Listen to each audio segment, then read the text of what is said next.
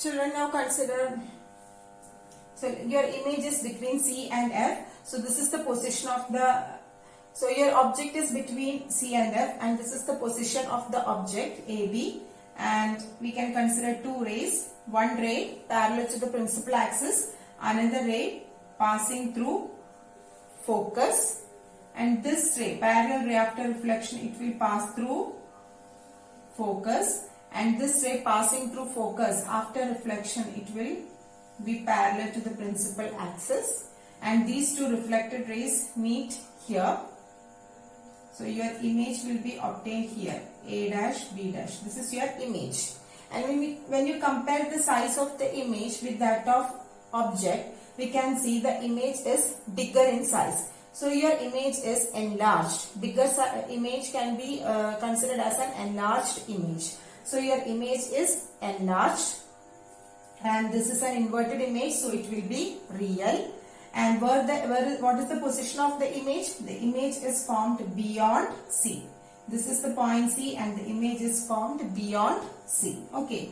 So when the object is between C and F, your image will be beyond C. And what is the nature of the image? It will be real, it will be inverted, and it will be enlarged. Okay. Now consider the fifth case, when the object is at F. So let this be the position of the object. Object is at F. Consider two rays, one ray. In all the cases you can consider one ray as a parallel ray, and consider another ray which is incident to the pole. Okay. And this ray, which is the parallel ray, after reflection it will pass through focus. This ray, which is incident to the pole. What is the rule? Rule number 4. As per rule number 4, this ray will be reflected back along the same angle. Okay. And these are the two rays. And these two rays are parallel rays, right? So we can assume the parallel rays will meet somewhere at infinity. So these two rays meet somewhere at infinity, so that your image will be always obtained at infinity when the object is at focus. And also in that case also the rays will actually intersect, so it will be a real image, inverted image, and it will be very big because the image is formed at infinity. So anything at infinity will be big in size. So what will be the nature of image and what will be the position of image? When the object is at focus, image is formed at infinity. Image is formed at infinity. And what will be the nature? It will be real, it will be inverted, and it will be highly enlarged. Because it is at infinity, so it will be highly enlarged. Okay.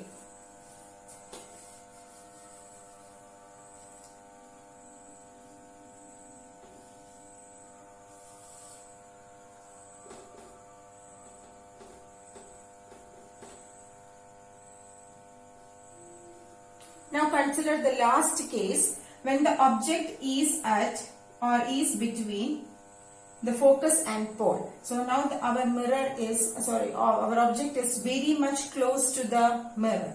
Object is between focus and pole. That means our object is within the focal length of the mirror. And in such case, what will be the nature of image? Consider two rays. One ray, let it be the parallel ray, and another ray, let it be the ray which is incident to the pole. So this parallel ray, after reflection, it will pass through focus, and this ray which is incident to the pole will be reflected along the same angle.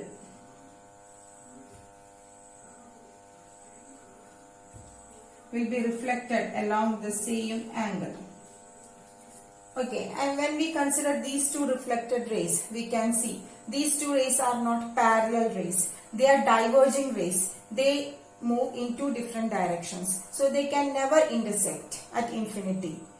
In such cases, there is no possibility to form an image somewhere at infinity. So no chance of any real image in this case because the rays cannot or can never actually intersect. In such cases, what we can do is just extrapolate the rays backwards.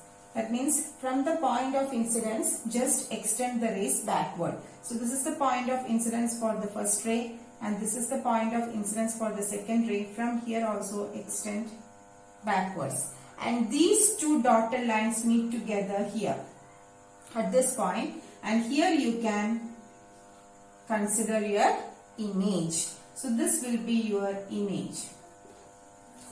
Again, what type of image is this? Is it an inverted image or is it an erect image?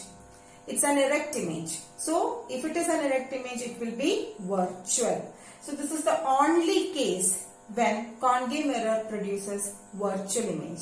In all other cases, concave mirror produces real image, but only for this case. That means when the object is between focus and pole, concave mirror produces virtual image.